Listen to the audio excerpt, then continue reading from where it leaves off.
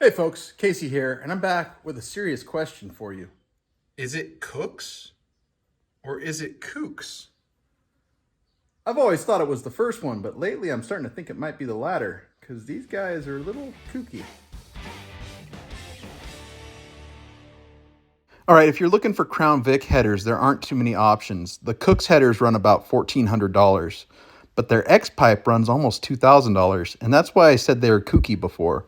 We're going to build our own exhaust. All right, here's a Walker part number 41726. This is the standard 2.5-inch exhaust ball and socket collector.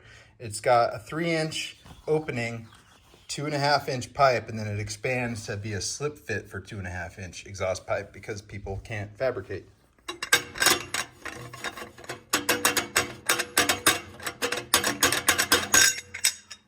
Way too big. Here's the standard Crown Vic 2.25-inch collector, and it's a little bit closer. But if I come in here from the side, you can see that it doesn't really go very far over the ball. So less than ideal sealing. I put some calipers across the ball, and it's not 3 inches at its widest point. It's 2 7/8 inches, which is kind of a non-standard size. Now, I've got a 3D printer, and I've seen lots of people make 3D printed dimple dies and bead roller tooling and things like that. So why can't I make a forming tool for exhaust pipe on the 3D printer? Let's give it a try. All right, so the first order of business was to jump into CAD and to model this forming die. I started with a sphere that was 2 7/8 inches in diameter. From there, I added my pilot, taper, and then relief for the press ram. Then I made a negative impression, which would be my forming block, split it in half, added holes to bolt the whole assembly together, and then chamfers. Then I sent it to the Bamboo Lab H2D and let it go to work. The print took about 8 hours overall. All right, so this is my 3D printed forming tool to press the ball and socket joint into a piece of exhaust pipe. The clamshell will bolt together, and then the press attachment will come in from the top, basically form that bevel. Let's see if it's gonna work. I don't think it's gonna go. Something broke.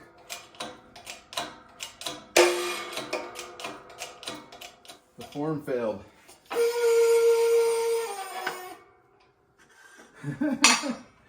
Total failure. It started to go. Well, that's the first try right there. Examine the failure.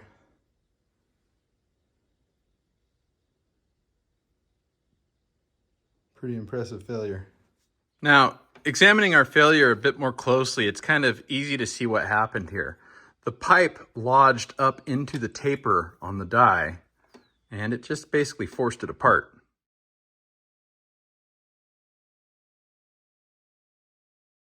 Printed up another die. Couple of key changes to this one. This first one had like 1 million walls and 1 million bottom and top layers, and it was like 60% infill. This one was printed solid. First die was printed vertically off the print bed. This one printed at a 45-degree angle, so no layer lines are in the direction of force, trying to force this die apart. I increased the length of the pilot, and I also decreased the taper angle slightly. So as you can see, this one doesn't immediately try to dig in, but there's one more thing we can do to help this process. We need to start this bend ever so slightly. Now, that's relatively straightforward. Starting the bend could be as simple as hanging the edge of the pipe off of a table and striking the inside surface with a hammer, slowly working your way around, and just starting the bend. Doesn't have to be the right shape. It just has to not be a sharp edge where it's going to intersect the die.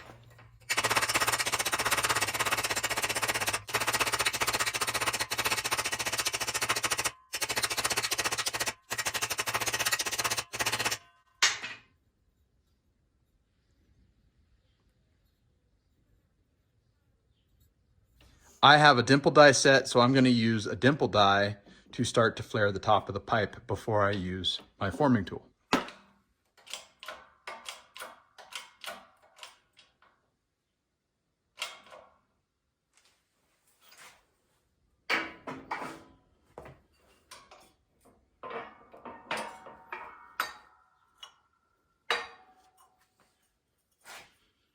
And that's it. You just need to start the flare.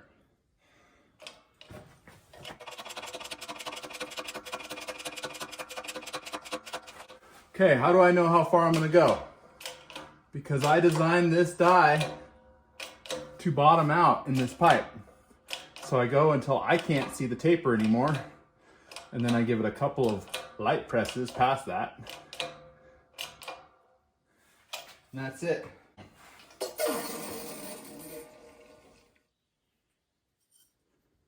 And that is a perfectly formed ball.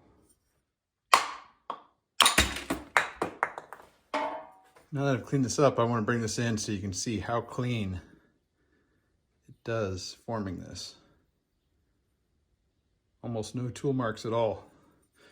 It's going to be a really nice sealing surface. Taking a closer look at our forming tool, aside from where I beat it out of the pipe when I was done, there are almost no wear marks on this thing at all. One thing worth pointing out here is looking at the walker part.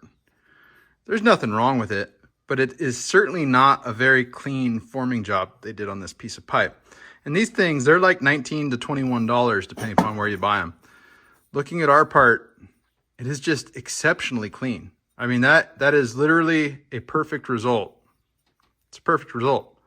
This is going to seal really nice because it is sized to the Cook's header collector. All right, and just to illustrate how well this goes on,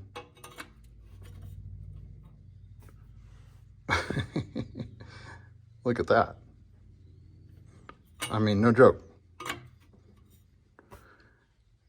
All right, and in case anybody was wondering, I went ahead and I repurposed the flanges off of the Crown Vic.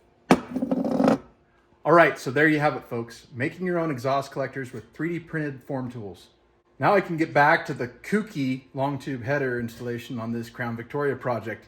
If you like what you saw in today's video, make sure you smash that like button. Hit me up in the comments. Let me know what you think. Have you 3D printed forming tools before? And if you haven't already, please consider subscribing to the channel. There's going to be more content on this crazy, kooky Crown Victoria F100 swap project coming up very, very soon.